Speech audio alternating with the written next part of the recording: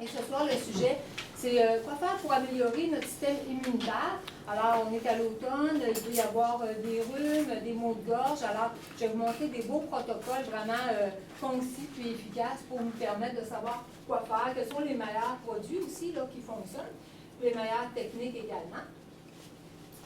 Alors, les composantes du système immunitaire. Le système immunitaire, c'est diffusé partout dans l'organisme. Alors, ce n'est pas un organe qui compose le système immunitaire, d'où le nom.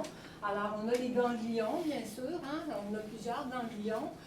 Il y en a aux aines, il y en a aux chevets, ils sont répartis un petit peu partout. Puis quand on reçoit un drainage lymphatique, ça va aider la circulation de la lymphe et c'est une façon d'aider aussi notre système immunitaire. Alors, supposons que vous vous sentez un peu enrhumé, grippé, de recevoir un drainage lymphatique, ben, ça aide, ça donne une bonne circulation au niveau de nos fluides. Alors, donc, les amygdales, à un moment donné, ça a été bien à la mode de les faire enlever à nos enfants, alors qu'on a réalisé que c'était des organes super importants. La rate, le pancréas, le foie, qui est à droite, fait partie de l'immunité. La moelle osseuse, on fait les lymphocytes T, T pour tueurs, là, qui vont tuer des micro-organismes nuisibles.